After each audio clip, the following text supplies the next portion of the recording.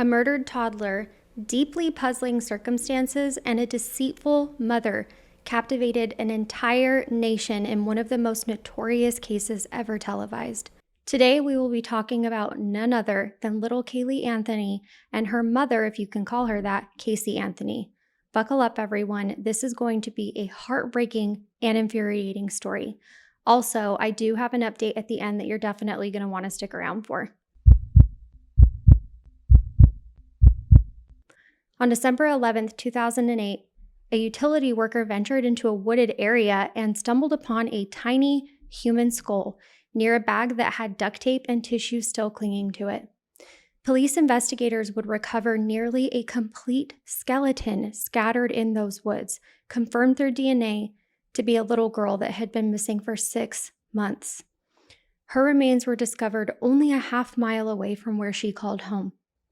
The toddler's remains were wrapped in a Winnie the Pooh blanket, placed inside a canvas laundry bag, then double-bagged in plastic garbage bags. Despite the perpetrator's best efforts, this makeshift burial was destroyed by nature during the 6 months of hot and humid Florida weather. As we know, heat and humidity both speed up decomposition, so for the investigators, this was worst-case scenario. But before we continue on, we need to understand what events led us to this horrifying discovery. Who was this little girl, and how did this happen? One thing is certain, the medical examiner knew enough to deem this precious little girl's life stolen by homicide. So what happened here? To answer these questions, we need to go back to 6 months prior. Before we go back though, welcome everybody to the True Crime Nurse. My name is Kat, and I'm a registered nurse who loves all things nursing and true crime. Please be sure to like, subscribe, and comment down below any case suggestions that you have, and I will be sure to take a look into them. On July 15th, 2008, a concerned grandmother called 911 with a devastating concern.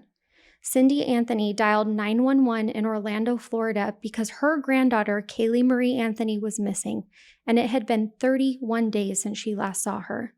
Cindy, a registered nurse by profession, was frantic on the call. She told the dispatcher, quote, "I found my daughter's car today, and it smells like there's been a dead body in the damn car," end quote. In the same breath, Cindy explained that 22-year-old Caylee had given conflicting stories of the toddler's whereabouts. This call marked the beginning of what would become one of the most infamous missing child cases in American history. This shocked the entire nation, and it has weighed heavily on my heart ever since I heard about this story. Caylee Anthony had last been seen on June 16, 2008. This was the day Caylee left her parents' home with Caylee, and that would also be the last time that the toddler was seen alive by her grandparents. When Caylee drove off that afternoon, no one could have imagined that little Caylee would vanish without a trace, or that this was going to be their last time to hold or play with her. Over the next month, Caylee had made one excuse after the other as to why Caylee was not available for Cindy or George to see her. According to Caylee was with a nanny because she was super busy at work all the time. According to Caylee was at theme parks or the beach with her nanny all the time. But all of these lies will soon unravel. The grandparents grew increasingly alarmed, particularly after they recovered Caylee's abandoned Pontiac Sunfire from an impound lot on July 15th. They were struck by an overpowering foul odor coming from the trunk. Why would a 22-year-old single mother just abandon her car? Why didn't Caylee tell her parents that she needed help to get it back? Cindy's husband, George Anthony, who was a former police officer, recognized the smell immediately as human decomposition. He said that he was praying that it was not the body of his daughter or granddaughter in the trunk, and that George, quote, should know that smell. It's one that you never forget, end quote. Inside the trunk, instead of a body, the Anthonys found a bag of garbage. Cindy tried to explain away the stench to officers by saying, quote, "There was a bag of pizza for 12 days in the back of the car full of maggots. It stunk so bad," end quote. She said this to reporters, attempting to describe the odor as similar to spoiled food, but detectives and forensic analysts both were not buying the fact that that was rotten pizza. It was clearly the unmistakable scent of death. Although I haven't ever worked in forensics as a nurse myself, I have cared for those that have passed away. There truly is an unmistakable scent, even early on, so I can't fathom how much stronger it would be later on in the decomposition process. During the chaos of July 15th, though, law enforcement urged Cindy to get answers from Casey about Caylee's whereabouts. Cindy confronted Casey and asked her, "Where is Caylee?" Under pressure, Casey finally made a shocking admission. Caylee had been taken by her babysitter named Zenaida Fernandez Gonzalez, who Casey claimed that she'd left the child with 1 month earlier. Casey insisted to both her mother and the sheriff's deputies that this nanny, ironically nicknamed Zanny the Nanny, had kidnapped Caylee on June 9th and that Casey had been too frightened to report it. Frightened of what? You guys, I called my leasing office when I couldn't find my cat on a day that they came to do maintenance while I was off at work, thinking that she might have gotten out. So how could anything stop you from wanting to look for someone that you love? It just doesn't make any sense. I want to insert a little bit of nursing here though. Zanny, for those of you that don't know, is actually slang for a medication called Xanax. Xanax is a med that acts as a sedative and it makes you feel calm and drowsy. Many providers prescribe it during and prior to procedures just to stay calm or sedated. But I personally feel like her nicknaming this nanny that could be that maybe she allegedly had been given that drug before her life was taken. Let me know if you feel the same way in the comments. Skeptical officers pressed her for more details, and this is when Caylee Anthony's role in the investigation changed from distraught mother to prime suspect. Within hours, the inconsistencies in Casey's story were multiplying. As detectives soon discovered, the 31-day period between Caylee's last sighting and the missing child report was not filled with frantic efforts by Casey trying to find her daughter, but instead it was filled with a carefree partying marathon through Orlando's social scene. In police interviews on July 16, 2008, just one day after the 911 call, Casey gave a detailed account of how she supposedly spent the 31 days searching for Caylee on her own, conducting a private investigation. However, nearly every aspect of her story would unravel upon digging, revealing a very different reality that raised serious questions about Casey's behavior and her mindset.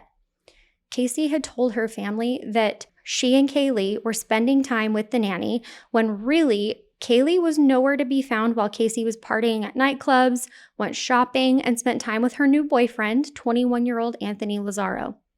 The police tried to track down Zanny the Nanny and the apartment that she supposedly was babysitting Caylee at, but to no one's surprise, this little girl wasn't found. Nobody could verify that this nanny even existed. Photos later obtained by the media showed that Casey was participating in a hot body contest at a nightclub during the time frame that Caylee was supposed to be missing. This is what all concerned mothers do, right? When their child goes missing. Witnesses described her as in good spirits with her boyfriend that night. Forensic psychiatrist Dr. Michael Wellner observed how unaffected Casey appeared by her daughter's absence. This carefree attitude led Dr. Wellner to conclude that Casey was noticeably detached from her child, failing to report Caylee missing for a month and acting as if nothing was wrong. In addition to partying and having a great time, Casey had also been staying over at her boyfriend's apartment the majority of that time period while her daughter was missing. Tony Lazaro later testified that Casey had never told him that her daughter was missing. Instead, Casey claimed that Caylee was with the nanny or relatives. And in one instance, Casey even staged a phone call in front of her boyfriend, pretending to talk with Caylee and the nanny. This was something that prosecutors would point out as evidence of her elaborate and heartless lies. Investigators learned that Casey had fabricated an entire group of people. Besides the imaginary nanny, there was also supposedly a wealthy suitor named Jeff Hopkins and other friends and coworkers, all invented to support her lies. She wove lies so thoroughly into her life that even her closest friends were fooled at first. Later, mental health experts actually commented on this behavior. While Caylee's loved ones were kept in the dark, Casey appeared to be celebrating newfound freedom. On July 3rd, 2008, ironically one day before Independence Day, with Caylee still unaccounted for, Casey visited a tattoo parlor and tattooed her left shoulder with the phrase Bella Vita, which is Italian for beautiful life. I don't know about you guys, but to me, this does sound like a celebration. She felt being free of her child and responsibility was liberating. Let me know if you guys agree with that in the comments, because this really bothered me. When pressed later on about the tattoos meeting, Casey gave a cryptic explanation to forensic psychologist Dr. William Weitz. According to Weitz's deposition, Casey claimed the tattoo was an ironic gesture, saying, quote, "You talk about beauty in life, but look at it backwards. It creates an irony in terms of how my life has turned out." Casey implied that what seemed to be her embracing life, or the beautiful life, was in her mind a deeply ironic acknowledgement of how quickly her life had spiraled. Whether anyone believes her explanation or not, though, the timing of the tattoo is very telling. This tattoo would later be described by prosecutors as evidence of Casey's heartlessness. Other accounts from those 31 days further painted a picture of contradiction, though. Her web of lies was continuing to grow. Despite her irresponsible behavior, Casey had shown signs of being a devoted mother before this event took place. Friends recalled that she often carried an extra car key just in case Caylee accidentally locked herself in the car. But I'm sorry, you guys, this is not enough to demonstrate being a good mom. Friends and family also added that she cooked healthy food and vegetables for Caylee's meals and tried to keep her away from secondhand smoke. Again, friends, this is the bare minimum. Her friends even called her mom because she took care of everyone in the group. These accounts of Casey's nurturing side only deepened the mystery of what truly happened. How could the same person be so attentive in some moments and so reckless and indifferent in others? This dichotomy became a core puzzle of this case. Casey herself would later describe her mindset during those 31 days by saying, quote, "How do you handle the unspeakable? By putting it in a little box, hiding it deep, and pretending all is well," end quote. In her words, she had been practicing denial and emotional suppression since childhood. This is a clue to a possible psychological response rooted in trauma, which will definitely come into play later on as we continue to dig into this case. The period of Caylee's disappearance remains a critical window into Casey's mindset because all of these events and lies are telling. Cindy Anthony, desperate to understand her daughter, speculated in a 2011 interview that maybe Casey had experienced some type of breakdown or postpartum mental illness after Caylee's birth in 2005. Her mother stated, quote, "I'm almost wondering if she didn't develop postpartum schizophrenia or some issue, a hormonal type of illness," end quote. Cindy said this to Dr. Phil, grasping for an explanation of how the caring, loving Casey that she once knew could, quote, "completely go off the deep end after having a child," end quote. Cindy's suggestions, ranging from grand mal seizures to a brain tumor to postpartum psychosis, had no medical proof, but they shed light on how puzzling Casey's behavior was to all of those around her that thought they knew her. Here was a young woman with no history of mental illness, no documented psychotic breaks or episodes or drug addictions, and by many accounts, she was a good mother. And yet her actions in those days were so opposite of what anyone would expect that even her own mother found herself searching for a diagnosable disorder or some kind of event that could explain it. As a registered nurse and mother, though, wouldn't Cindy have seen these signs in her daughter? We are trained to assess and know the signs of mental illness, and she does know that. In the end, investigators would come to their own conclusion about those missing weeks. They believed that Casey was not a panicked, helpless mother at all, but instead a young, selfish woman who cared far more about enjoying her beautiful life than about the fate of her own child. This belief guided the next phase of the case, turning a missing person search into a full-fledged criminal case against Caylee Anthony. Officers needed to stay focused, though, and work hard because they still had a 2-year-old that was missing and a mother whose explanations were growing more and more suspicious by the hour. After the initial 911 call, detectives brought Casey to Universal Studios, where she claimed that she worked and where she said that she last saw this mysterious nanny with Caylee. In a well-known encounter, Caylee led officers through the Universal office buildings, waving hellos and saying hi to friends as if she were an employee, until she finally reached a dead end in the hallway and admitted, "I don't work here." This blatant lie was a tipping point in the investigation. The lead detective later recounted looking at Caylee in complete disbelief, realizing that almost nothing she had told them was true. I know that this might be hard for those of us with a conscience to actually believe, but there truly are people out there that are so manipulative and deceitful that they will cling on to their lies as long as they possibly can. For Caylee, this was literally when she was backed into a corner with nowhere else to go but to the truth. July 16th, Caylee Marie Anthony was arrested on charges of providing false statements, child neglect, and obstruction. At that moment, she was not yet charged with murder because authorities still hoped that they might be able to find Caylee alive somewhere, but suspicions were mounting about that too. With Caylee Anthony in custody by mid-July, law enforcement intensified their efforts to find Caylee and to get to the bottom of the truth between all of Caylee's lies. One of the first breaks came from the Pontiac Sunfire that Caylee had been driving, the same car that George and Cindy retrieved from the impound lot. Forensic examiners noted that the car's trunk did smell of human decomposition, and they collected air samples and materials for analysis, which I never even knew was possible. Dr. Voss, a research scientist specializing in human decomposition, later testified that the chemical signature in the trunk air was consistent with a decomposing human body, not pizza and not trash.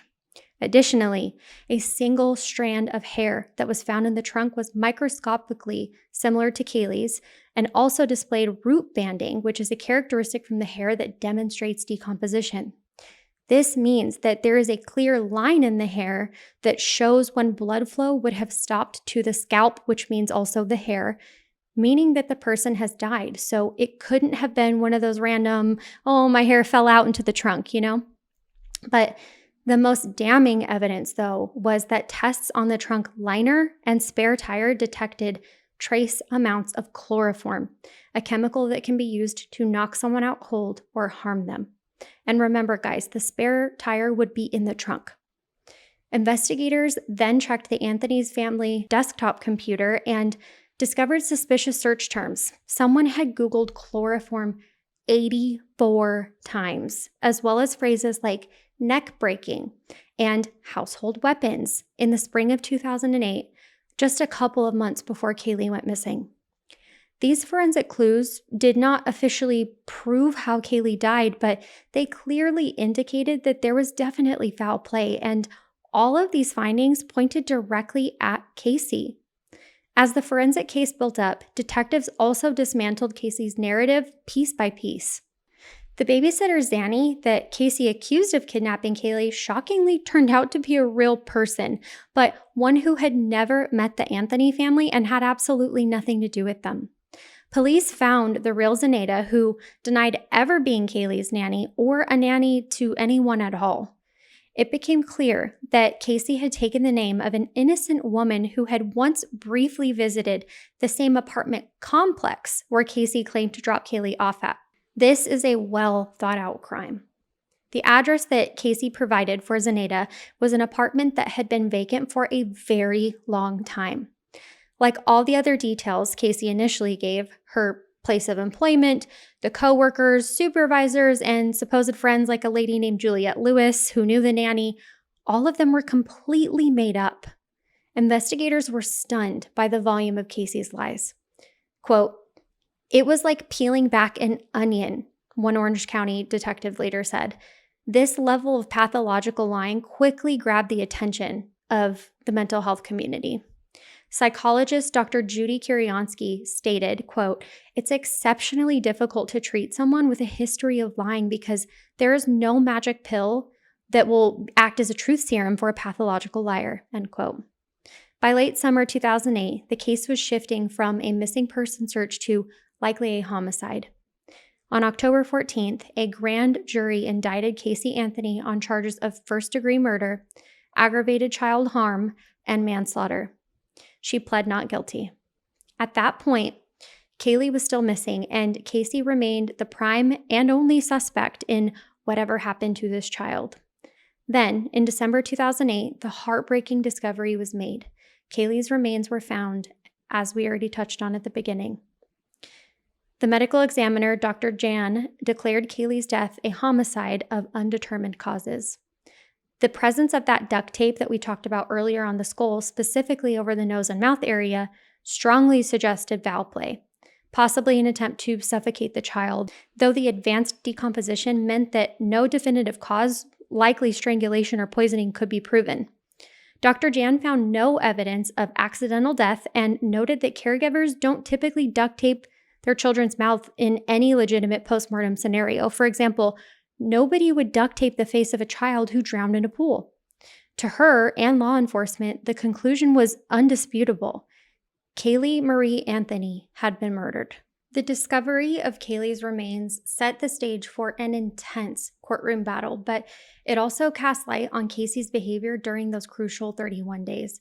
If Caylee had died on June 16, 2008, as the prosecution later theorized, then every action that Casey took afterward, clubbing, shopping, getting the Bella Vita tattoo, it all took on a very sinister light. Public opinion already turned against Casey. The media named her Top Mom, which was popularized by Nancy Grace, and painted her as a mother who not only killed her child, but practically celebrated her freedom in the aftermath.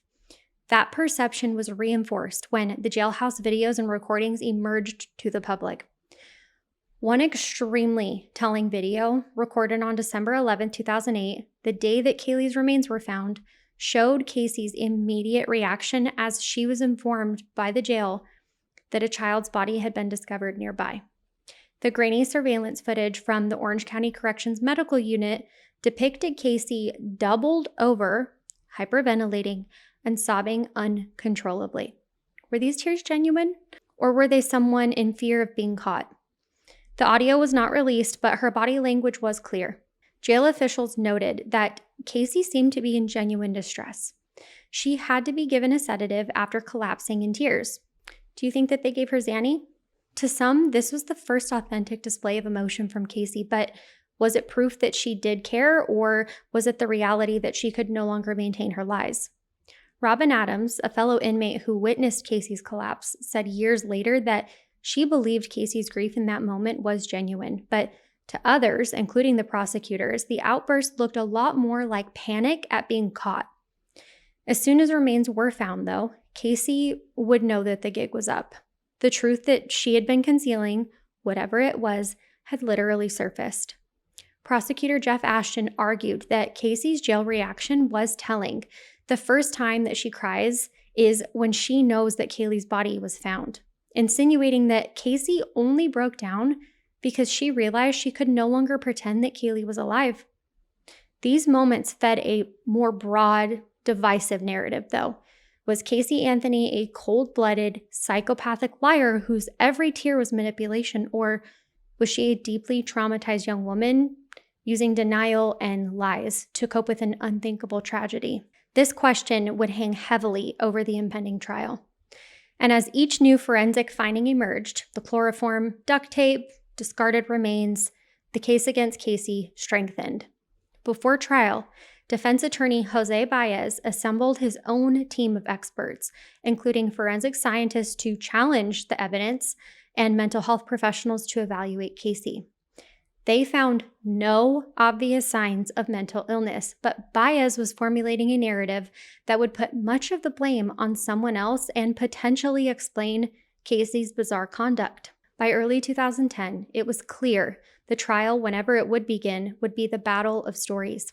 The prosecution's tale of a murderous mother seeking to free herself of her parental responsibility versus the defense's tale of a family full of dark secrets that could explain a daughter's desperate lies. Continuing on in our S-bar format, we're going to jump to the background and family portion of today's case before we move on to the trial during our assessment portion. Caylee Marie Anthony was born August 9, 2005, and was raised by her mother, Caylee Anthony, alongside her grandparents, George and Cindy. Casey at the time was only 19 years old when she had her daughter, but the family fell completely in love with this precious little girl. Her family described her as sweet, charming, and she had the biggest eyes and most loving disposition. She loved to play in the little house that her grandparents got and built for her, cuddle, and enjoyed Disney movies, but especially loved Winnie the Pooh. Her doe eyes and golden brown hair captured all of the hearts that met her. Her mother, Caylee Marie Anthony, was born March 19, 1986 in Ohio to her parents, George and Cindy Anthony. Caylee was described as a bright, friendly, and personable girl growing up, but a lot of people that knew her said that she had some quirks. She was raised in an all-American family with a loving mother who worked as a nurse and a father that worked as a police officer. Despite having a good reputation as a child, friends say that a pattern of lying began when Anthony was in high school, and this is the quirk I mentioned. Cindy and George attended Caylee's graduation along with Anthony's parents, only to discover that she was several credits short of graduating. Anthony had stopped attending classes toward the end of the school year, but led her family to believe that she would be walking with the graduating class. Another lie that happened was Caylee began to gain weight at 19, and she waited until she no longer could, that's a pattern, to admit to her parents that she was pregnant. Her parents begged her to keep the baby. George Anthony stated, quote, "Caylee was a really easy baby, I've got to be honest. I fell in love with her as soon as I saw her," end quote. Many of the Anthony family members shared that Caylee was the light in their life. So what monster would be capable of doing something like this, and why? As investigators dug into the Anthony family background, they uncovered a history filled with dysfunction and tension that would become key to the defense's strategy. At the center of these emerging secrets was an explosive allegation. Caylee claimed that she had been SA'd by her own father, George Anthony, and also assaulted by her older brother, Lee. This scenario, if true, could rationalize a lot of Caylee's behavior through the lens of childhood trauma. If these claims were false, it would represent another monumental lie and one that would tear their family apart forever. The public first heard whispers of these allegations during the defense's opening statement at trial in May of 2011. In a bombshell revelation, Jose Baez told the jury that Caylee had never been missing at all, but had drowned accidentally in the Anthony's backyard swimming pool on June 16, 2008. According to Baez, Caylee's father, George, discovered Caylee's lifeless body and helped cover up the drowning, telling Caylee that she would spend her life in prison for child neglect if she called 911. Baez also claimed that from the time that she was 8 years old, Caylee had been SA'd by George, suggesting that this long-term trauma conditioned Caylee to habitually lie and hide pain. This is something that I have personally gone through, so this case was really triggering for me. My personal belief is that these allegations were likely concocted by her and her legal team, allegedly, and as someone that has experienced this, nothing on earth could stop me from protecting anyone that I love or calling for help if I needed it. No amount of trauma could. The suggestion in opening statements was that Caylee's bizarre, calm demeanor and her month of lies were the result of psychological damage, having been trained to lie her whole life to cover up family abuse, and she simply continued the pattern when faced with the horror of Caylee's accidental death. As many of us know, though, Baez is a damn good attorney, so as much as I don't care for him, I have a feeling that his expertise was behind a lot of this sorcery, allegedly.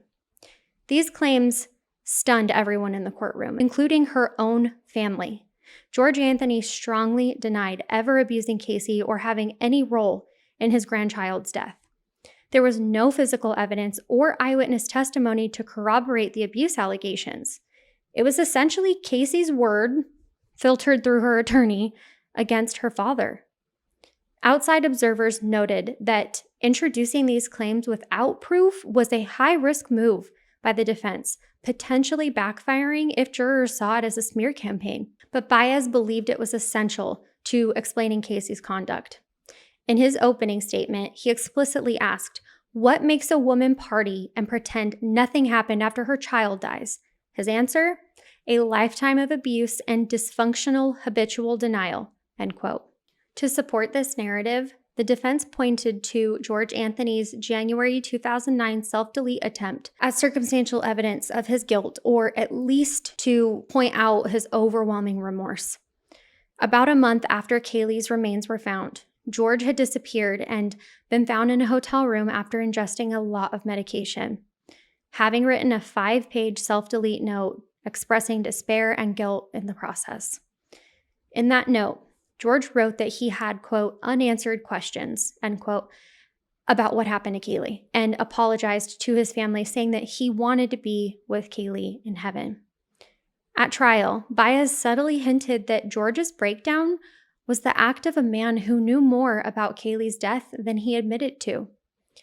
Prosecutors, however, argued the opposite, that the attempt showed George's anguish at losing his granddaughter and being falsely accused by his own daughter of something even, I shouldn't say even more, but just as heinous.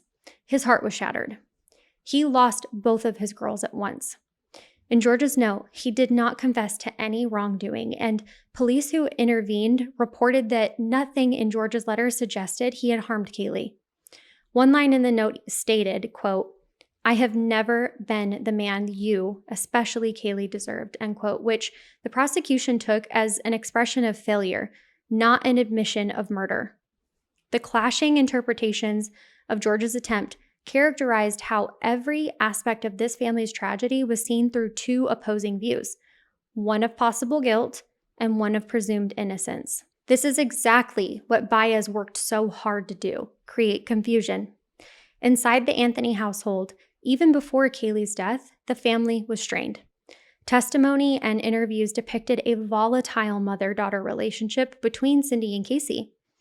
There were reports of an intense argument on June 15, 2008, which was Father's Day that year, the day before Caylee allegedly drowned, during which Cindy and Casey fought over Casey's parenting and responsibilities. In one account given to investigators, Cindy had even grabbed Casey by the neck during that confrontation.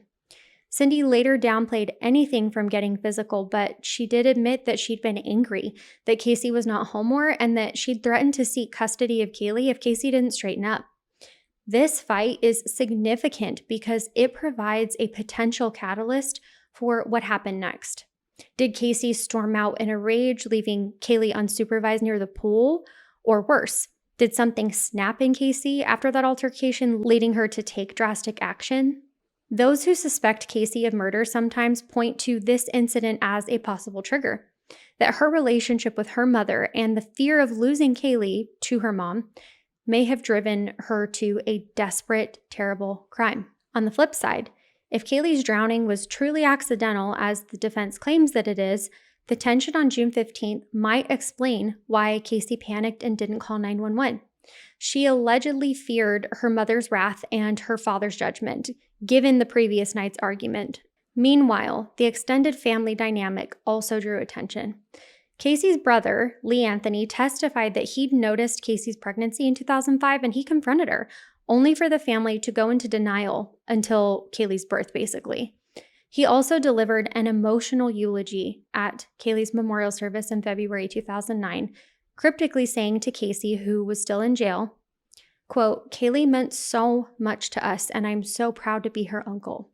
I hope that you're proud to be her mother too, end quote, which some interpreted as supportive and others felt that it was sarcastic. Lee's emotions were raw, and he later admitted that he was hurt at being left out of knowing about the pregnancy to begin with. Through all of this, though, the Anthony family presented as a unified front in public, but behind closed doors, they were broken by suspicion and resentment. George and Cindy, who initially defended Casey in the media, gradually faced the possibility that their daughter might have been responsible.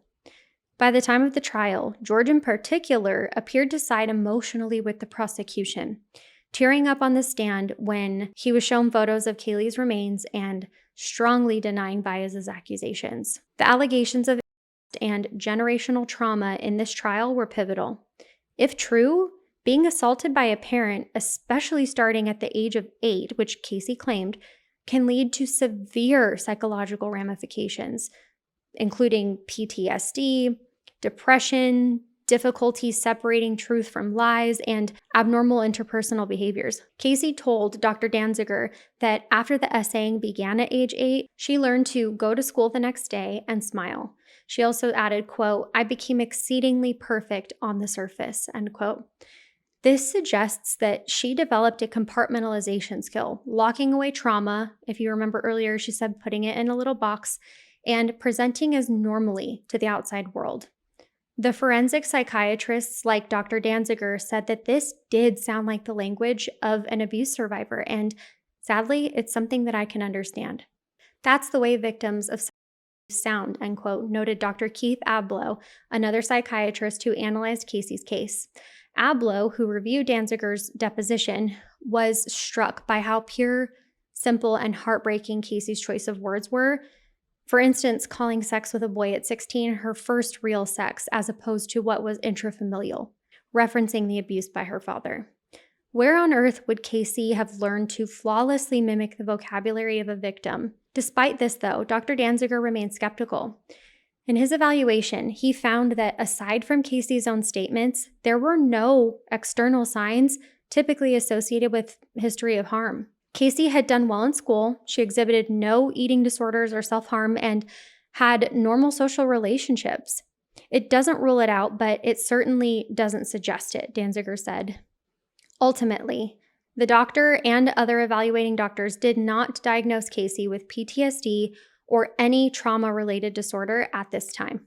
The defense's claim that George had SA'd Caylee, his granddaughter, and possibly killed her to cover it up was even more unbelievable.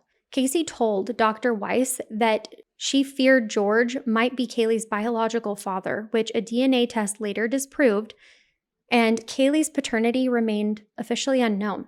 She described how she would sleep with Caylee in her bedroom and lock the door, quote, "to protect her the way I didn't protect myself," end quote, due to fear that her father might hurt them.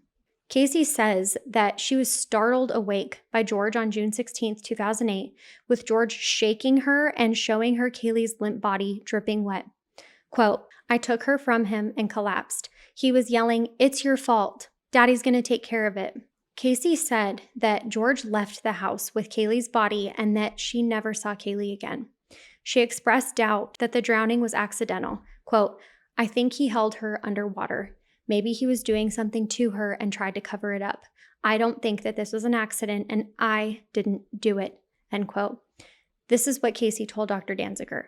She pointed to George's strange comments at Caylee's memorial where he mentioned smelling Caylee's sweat and described her as having a sweet smell in an arguably odd way as red flags, calling those remarks, quote, "very sensual and troubling." I won't lie, you guys, I found that remark to be a little off as well, but remember, he and Cindy were the primary caretakers of Caylee, so they would know little things about her like that. Let me know your guys' thoughts in the comments down below. It's important to highlight that no direct evidence ever supported the claim that George harmed Caylee. George was never charged with anything related to this case. He consistently denied all accusations, and when pressed under oath, he remained adamant that Caylee's death was not his doing and that he never abused Caylee. The trial judge, Belvin Perry, would later state that the defense's allegations were not substantiated and were only intended to create reasonable doubt. But from a psychological perspective, even the possibility of such horrific family trauma had to be considered when evaluating Caylee's actions. If the jury believed even a fraction of the abuse claim, it could reframe Caylee as the victim, not just a villain. These family dynamics introduced another layer. Nurses, especially those in forensic roles or in pediatrics, are trained to spot signs of abuse and family dysfunction like we've already touched on in prior cases. Caylee had lived with her mother and her grandparents, and there were no documented emergency room visits or suspicious injuries. Cindy, as a nurse herself, would have been acutely aware of outward physical signs of abuse, and she saw none. But psychological signs can be hidden. If Caylee truly endured harm and kept it secret, she did what many victims do: mask the pain and maintain a facade of normalcy. She was, by all accounts, a high-functioning individual. She had lots of friends. Dr. Weitz was struck by her ability to be, quote, multi-skilled and very well-liked, in high school with no history of violence or aggression. So if she had a dark secret, it was deeply buried. This made the job of any of the forensic experts trying to separate truth from fiction really difficult. In the end, the family secrets, whether real or exaggerated, cast a long shadow of doubt over the trial. The stage was set for a courtroom showdown that would test not only the evidence, but the psychological aspects too. The entire country was tuned in and watching to see if Caylee would receive the justice that she deserved. Would the jurors see Casey as the villain of this tragedy, or perhaps a victim in a cycle of family dysfunction? The answer would depend largely on whose story they believed and whether the prosecution could prove its case beyond a reasonable doubt. Caylee Anthony's murder trial began in May of 2011 in Orlando and lasted 6 weeks, becoming a true media circus. The prosecution, led by Jeff Ashton and Linda Drain Burdick, faced off against the defense team headed by Jose Baez and Shani Mason. TV cameras broadcast most of the proceedings live and millions followed.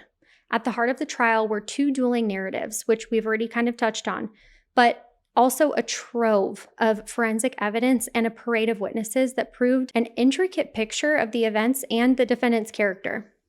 From the beginning, the prosecution strategy was clear: systematically lay out the proof that Caylee's death was murder and that Casey was the only person with motive and opportunity to do it.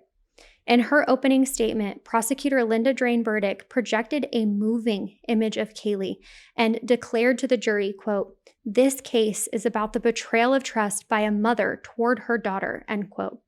The state argued that Casey had suffocated Caylee by rendering her unconscious with the chloroform and sealed duct tape over her nose and mouth, a premeditated act to eliminate her child so she could live a carefree life.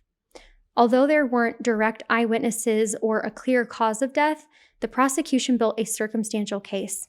They pointed out Casey's lies and odd behavior, her party girl stint during those 31 days, the chloroform searches, the odor and hair evidence found in the trunk, and the duct tape found with the remains. A key exhibit was the actual strip of duct tape recovered from Caylee's skull. In a dramatic moment, the jury was shown a photograph of Caylee's skull with the duct tape still across the nose area, next to a photo of Caylee alive and smiling. The suggestion being that the tape covered those same smiling lips in death. This was powerful. It was a visceral image that made jurors tear up, and Casey became physically ill, prompting a brief recess. The prosecution contended 3 pieces of Henkel brand duct tape that had been placed over Caylee's face, a method of homicide consistent with suffocation. The state also called scientific experts to reinforce their case. Dr. Jan, the medical examiner, testified that the manner of death was homicide because, quote, "No child's body ends up like that by accident. Toddlers don't wrap themselves in bags and dump themselves in the woods," end quote. Dr. Voss explained the chemical findings of human decomposition in the car trunk. FBI analysts discussed the chloroform and hair banding, and computer forensic experts traced those incriminating Google searches to user accounts linked to Casey. Though a twist emerged, Cindy at one point claimed that she had searched chloroform out of curiosity because her dogs were eating bamboo. This was later debunked because Cindy was at work when those searches were happening. This was another bizarre moment in the trial. Cindy Anthony, attempting to protect her daughter, took the stand and said she might have made those searches. But the prosecutor impeached her testimony with evidence and other witnesses, strongly implying that Cindy lied on the stand. Why didn't she get in trouble for this? I personally feel like she should have, but we do know that it demonstrated the lengths that this family would go to, raising an ethical side discussion about obstruction versus compassion. The defense's strategy, in contrast, was to inject alternative explanations and show reasonable doubt at every opportunity. Jose Baez delivered an opening statement that left that courtroom stunned, leveling the accusations against George Anthony and presenting the drowning scenario. Baez told the jury, essentially, yes, Caylee died on June 16th, but it was an accident that spiraled out of control due to this family's dysfunction. He admitted to Casey's pattern of lying, but he contextualized it as a product of the years of SA by George and her brother Lee, stating that from early childhood, Casey was taught to hide her pain and, quote, lie about everything because of the trauma. Baez argued that when Caylee drowned, Casey went into an almost autopilot mode of deceit instilled by George and therefore behaved as she did. To support the drowning theory, the defense pointed out no obvious cause of death on the remains. If murder by suffocation had occurred, why was there no DNA or fingerprints on the duct tape linking it to Casey? Why were no chloroform residues found in Caylee's bones or hair? The defense brought forward their own experts who contested some prosecution findings. For instance, one defense witness, who is a forensic botanist, actually suggested that based on plant growth, Caylee's body might have been placed in the woods later than the prosecution claimed, hinting that someone else could have moved it while Casey was in jail. They also attacked Dr. Voss's decomposition analysis as, quote, junk science, since odor analysis for human remains was a relatively new and unestablished technique at that time. Through cross-examination, Baez got an FBI analyst to concede that the hair banding could possibly occur in living people, though rare, and that there was no way to tell how or when the chloroform got into the trunk. But the defense's case was not primarily about other possible suspects or some kind of dispute.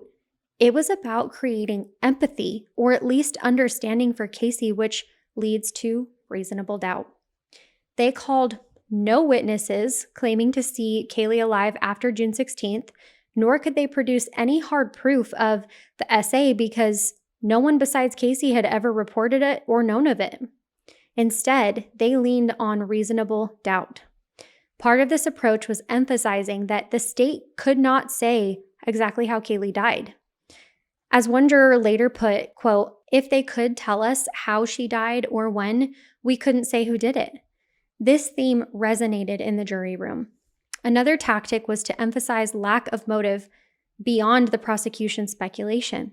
The state's theory was that Casey killed Caylee to be free of her as a burden, basically a young mother who wanted to party without a toddler getting in the way. It's believable, but it's a cold motive. The defense countered, if that were the case, why wouldn't Casey have just given Caylee to her grandparents? There was no evidence that Casey physically or verbally abused Caylee. By most accounts, actually, she was affectionate and patient with her daughter. If Caylee truly was, quote, an inconvenience, end quote, Casey hid it really well. The judge was left to consider, was this a far leap from irresponsible mom to murderer, or was the simpler explanation an accident and then panic? Throughout the trial, Caylee Anthony's expressions, tears, and body language were closely analyzed by the media. She often appeared somber, stone-faced when testimony was procedural or technical, but during emotional moments, such as the mention of her alleged abuse or seeing photos of Caylee's skull, Casey broke down, sometimes even sobbing into tissues. For example, when her lawyer claimed in opening statements that she had been essayed by her father, Casey was seen crying so hard that her shoulders were literally shaking. When the jury saw graphic forensic photos, Casey would look away and tremble. On one hand, these could be genuine reactions of horror and sadness, but on the other hand, skeptics thought that she turned on the waterworks strategically to gain sympathy. It was noted by some trial watchers that Casey seemed to cry when the jury was in the room, but appeared so much more composed during the legal sidebars when the jurors were absent, fueling the speculation that her tears were performative. However, an alternate juror, Russell Huchler, noted that after the trial, he believed Casey's emotions were real and that she, quote, truly seemed like a good mother, end quote, in videos shown of her and Caylee specifically. That alternate juror said he found no indication that Casey was a violent or abusive person. If anything, her flaw was being dishonest and immature, but definitely not a monster. When the jail video of her reaction to the body discovery was discussed, experts noted her pale, shocked appearance and hyperventilation consistent with an anxiety attack. This type of reaction, in my opinion, is hard to fake convincingly. Keith Abloh stated, quote, "Decide for yourself if she's the Meryl Streep or Charles Manson rolled into one, or if she's a garden variety victim of child harm lost in the terrifying shadows," unquote. His point being, she's either an extraordinary liar or the product of extraordinary trauma. One interesting piece of video evidence was the series of jail visitation tapes from 2008, when Casey spoke to her parents and Lee while Caylee was still missing. These tapes were played in court. In them, Casey is emotionally shut off. She tells her mother at one point, "I'm sorry, I'm such a waste." And when Cindy begs for her to help her find Caylee, Casey would respond vaguely and she'd say, "I've spent every day looking and felt in her gut that Caylee was okay." She shows flashes of anger when her family seems to doubt her. And at one point she snapped and said, "Because I'm not sitting in jail every day doesn't mean I'm not hurting, Mom." Then quickly shifting the tone and saying calmly, "I'm wearing the mask of a very strong woman right now," which is an interesting choice of words. During the trial, George Anthony took the stand multiple times and consistently denied the defense's allegations. His testimony was painful. He broke down when recalling the smell in the car, when seeing a photo of Caylee's little skull, and when directly asked if he assaulted his daughter. He exclaimed, "No, sir," with a mix of anger and sorrow. For the jury, assessing George's credibility was crucial. If they believed George could have been involved in a cover-up, that was reasonable doubt for Casey. If they believed George was a grieving grandfather, unjustly accused, then the defense's story fell apart. Under cross-examination, George conceded to some specific details. For example, he initially denied an extramarital affair with a volunteer searcher named Crystal Holloway, who later claimed George confided in her that Caylee's death was, quote, "an accident that snowballed out of control," end quote. George admitted the affair eventually, tarnishing his image. And it may have led jurors to wonder, what else could George be lying about? As the trial neared the end, both sides gave emotional closing arguments. Prosecutor Jeff Ashton ridiculed the defense's claims as fantasy and laser-focused on one point. No one else but Casey had both the motive and opportunity. Ashton emphasized that on that last day, Caylee was seen on June 16th. Cell phone pings and records indicated that Casey was at the family home alone with Caylee. George had left for work early and Cindy was already at work and Lee didn't even live there. Within the span of that afternoon, neighbors noticed Casey's car backed into the garage, possibly to load something, and Casey borrowing a shovel from a neighbor, which was later returned within about an hour or so. The prosecution suggested that she initially thought to bury Caylee in the backyard, then changed her plans. They reminded jurors of the cadaver dogs hiding in the backyard and in the trunk. Especially, they asked jurors to connect a web of small dots together that painted a picture of guilt beyond reasonable doubt, even if no single dot was irrefutable alone. Jose Baez, in his closing arguments on behalf of Casey, emphasized the lack of direct evidence and nailed the state for what they called fantasy forensics. He famously said, quote, "If you hate her, if you think she's a lying, no good slut, then you'll start to look at this evidence in a different light," end quote.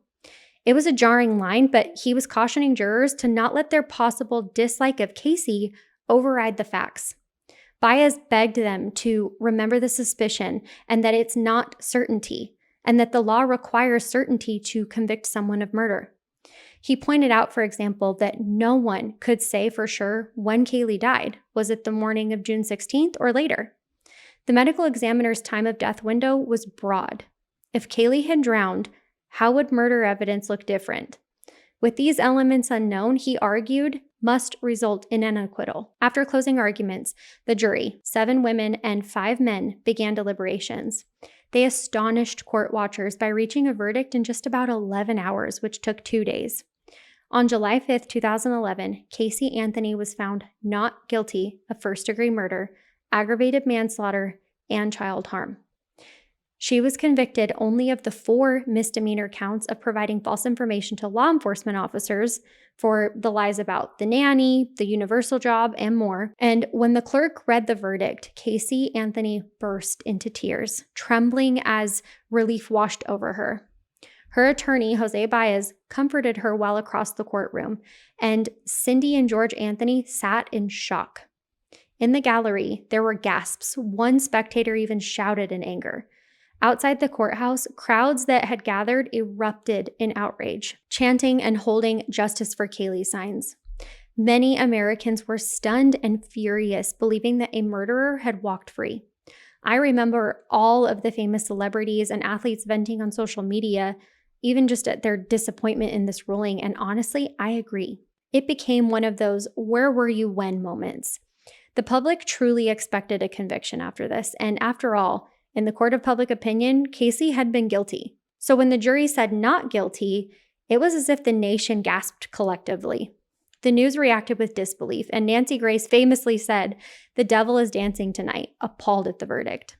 Social media exploded, making it known that Caylee had become the most hated woman in America. In the days that followed, several jurors, protected by anonymity at first, began to speak out, and their statements provided insight into how they saw the case, as well as the emotional toll it took on them. Juror number 3, Jennifer Ford, told ABC News, quote, "I did not say she was innocent. I just said that there wasn't enough evidence," end quote. She explained that the jurors were, quote, "sick to our stomachs" after voting to acquit, but they felt that they had no choice under the law. Ford said that the lack of concrete proof regarding the cause of death was a big problem. Quote, "If you're going to charge someone with murder, don't you have to know how or when that person was killed?" Another juror, speaking to People anonymously, said, "They gave us a lot of stuff that makes us think that she probably did something wrong, but not beyond a reasonable doubt." This juror admitted that they suspected Caylee's involvement, but suspicion is not proof. The jury foreman, juror number 11, a 33-year-old male, was even more explicit in his frustration with the prosecution's case. He told People magazine, quote, "I just swear, I wish we had more evidence to put her away," end quote. He noted that in that jury room, the first vote was 11-1 to acquit, with one person wanting to convict initially, but that person eventually caved when pressed for what evidence could support a murder conviction. The foreman described the atmosphere in the deliberation as serious and sorrowful. Some jurors cried as they signed the not guilty form, knowing that it would unleash public mayhem. One female juror later said, quote, "I hated being on that jury. I wish that I hadn't been, but I don't know what else I could have done," end quote, indicating that inner turmoil that not only she had, but the rest of them did. The jurors were not tasked with deciding if Caylee was a good person or not, or even whether they liked her or if she killed Caylee, but they had to decide if it was proven beyond a reasonable doubt, and in their perspective, it wasn't. The physical evidence left reasonable possibilities that something else may have happened. The reasonable doubt was amplified by the defense narrative, as bizarre as it even sounds. But even if jurors didn't fully buy the abuse story, it may have introduced just enough uncertainty. As one alternate juror put it, quote, "You can't convict someone because you think that they might have done it. You have to know." The jury experienced intense emotional conflict. Many of them were parents themselves, or at least human beings that are inclined to seek justice for a dead child. Some later expressed regret. In a 2020 interview nearly a decade after, one anonymous male juror told People that he still grapples with guilt. Quote, "My decision haunts me to this day. I think now if I had to do it over, I might push harder for some kind of conviction," end quote. This juror mentioned that not knowing the cause of death was pivotal in 2011, but with hindsight, he feels Caylee at least should have been found guilty of manslaughter. Another juror, speaking to Oxygen in 2017, also expressed regret, stating, quote, "I wish I had more guts to convict her of something," end quote. These expressions of remorse show how emotionally unsettling the verdict was, even for those that voted on it. In the aftermath, Caylee Anthony was sentenced to time served on the misdemeanor convictions. She had been in jail for 3 years awaiting trial and was released on July 17, 2011. She walked out of jail alongside tight security and angry crowds. She had, at 25 years old, barely escaped a possible death sentence because Florida had pursued capital punishment against her. But freedom did not mean a return to normal life. Upon her release, Caylee Anthony went into hiding, vanishing from public view for quite some time. She was a free woman, yet not truly free. The public's verdict was unequivocal, and it rendered her one of America's most hated figures. In the years immediately following the trial, glimpses of Caylee were very rare. For a period, Caylee was on probation for an unrelated check fraud situation that happened in 2010, and she pled guilty to it. This required her to remain in Florida. She lived in an undisclosed location, which later was discovered to be in the South Florida area, often under the care or supervision of members of her legal team. In fact, Pat McKenna, a private investigator who actually worked on her defense team, took Caylee under his wing. She lived in McKenna's home for quite some time, interestingly, and began working for him as a sort of research assistant or clerical aide on his other cases. This arrangement allowed Caylee a sheltered existence. McKenna described her as very smart and driven, but I personally feel like she shouldn't have been allowed this opportunity. In August of 2011, a report surfaced by TMZ that Caylee was seeking professional mental health treatment. Sources claimed that she now realized that her behavior during Caylee's disappearance, partying and lying, was wrong, and that she needed therapy to cope with the trauma of losing Caylee. One of her attorneys, Shani Mason, told CNN that therapy would be, quote, very needed and helpful for her. She's been through a lot. Think of what she's lost: her child, her family, and her freedom, end quote. Mason's comment suggested to how isolated that Caylee had become.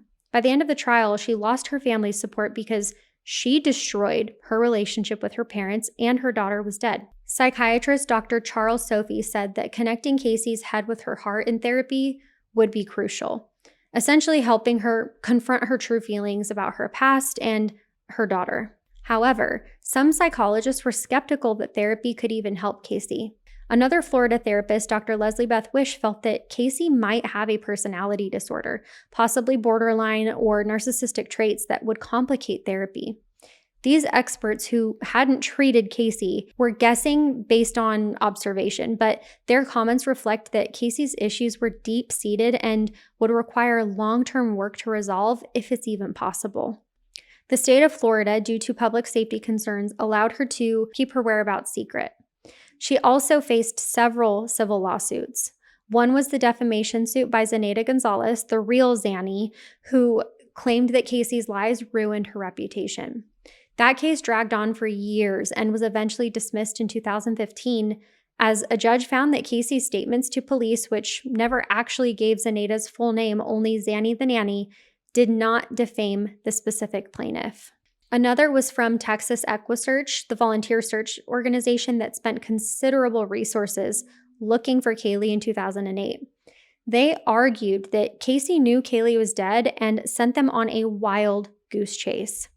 Caylee was also briefly considered as a witness in a perjury case against her mother, Cindy, for the chloroform search false history. But prosecutors chose to not charge Cindy. By 2013, Caylee had filed for bankruptcy, claiming about $800,000 in debts, mainly legal, and almost no assets. In those bankruptcy proceedings, Caylee gave a deposition, one of the few times she's spoken on record post-trial. In it, she said about Caylee's death, "I don't know what happened to Caylee. I'm still not even certain as I stand here today about what happened." She offered no new details, maintaining that the last time she saw Caylee was with George and that everything else was unclear. Even years later, Caylee had not, quote, confessed anything different privately. She was either sustaining the lies or sustaining her version of truth. For much of the 2010s, Caylee Anthony remained a public anomaly. A widely circulated AP interview in 2017 caught attention because Caylee spoke to a reporter, which was her first press interview. In it, she said, "I don't give a shit about what anyone thinks of me. I never will. But also, I sleep pretty good at night because I know that I didn't do what I've been accused of," end quote. According to a 2022 documentary, Caylee had been to counseling. In Peacock's docuseries, Caylee Anthony, Where the Truth Lies, Caylee claims that she has been regularly seeing a therapist and has been diagnosed with PTSD. She attributes her PTSD to both the alleged childhood SA and the trauma of losing Caylee, however that may have happened. Cameras in the docuseries followed her around and showed a somewhat guarded but reflective woman in her mid-30s working as a legal assistant by day and living with her trauma privately.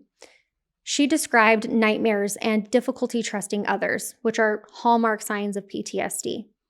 In the docuseries, Casey, for the first time publicly, tells her story in full, and it aligns with what she told defense experts, that she was abused by her father, that Caylee drowned, and George orchestrated the cover-up, and that she lied because of fear and conditioning. Casey doubled down on her innocence and pointed the finger squarely at George Anthony, even adding new allegations that he essayed Caylee and perhaps murdered her deliberately. Casey asserted in the documentary that the last time she saw Caylee was with George, and that George said, "It's going to be okay," end quote. The public reaction to the docuseries was split. Many felt it was an attempt to rehab Casey's image or make her money. Others felt that it was important to hear her speak, as she didn't at trial. Casey, more than a decade after the tragedy, appeared to have stuck to her story, though. If she's lying, it is notable how consistently she's maintained the intricate details over the years without deviation. The documentary also mentioned that Casey has had no contact with her parents since the trial. The family is irrevocably shattered. George and Cindy Anthony did a separate TV special in 2023 on A&E where they took polygraph tests about the case, and both reportedly passed when denying involvement in Caylee's death, continuing the back and forth in the public. The Casey Anthony case remains a cautionary tale at the intersection of criminal justice, media, and mental health. It's a story that can be retold from multiple angles: a legal drama stressing the burden of proof, a family tragedy exposing generational dysfunction, or a psychological case study of a young woman whose behavior defies easy explanation. At its core, it forces us to grapple with uncomfortable questions. How do we understand a mother who doesn't report her child missing? Can severe trauma manifest in this type of behavior? And should that possibility alter our judgment in a court of law? Conversely, can someone simulate trauma to mask malice? These questions are exactly what made the case so riveting and polarizing. In March of 2025, Casey Anthony brought herself back into the limelight by posting a TikTok saying, quote, "I am a legal advocate. I'm a researcher. I've been in the legal field since 2011, and in this capacity, I feel that it's necessary, if I'm going to continue to operate appropriately as a legal advocate, that I start to advocate for myself and also advocate for my daughter," end quote. She explained this in this video. This is clearly a cash grab, in my opinion, and she is taking advantage of the loss of her daughter. Seeing this literally infuriated me, and I will attach it if I can. The truth of what happened to Caylee Marie Anthony may never be known. The legal system rendered its judgment, and Casey Anthony lives as a free woman. This is a story that reminds us that behind every headline-grabbing crime, there are layers of human experience, some visible, many hidden, and that understanding is crucial if we are to approach justice with both fairness and compassion. And last but not least, I pray that Caylee Marie Anthony is resting peacefully. She will never, ever be forgotten. Thank you so much for today's case recommendation. Don't forget to comment down below any cases that you want me to cover, and send me a butterfly if you made it to the end of this video. Thank you all from the very bottom of my heart for being here. Seeing those of you that have continued to watch and comment and come back every week makes me feel like we're building a beautiful little family here, and I am so excited about it.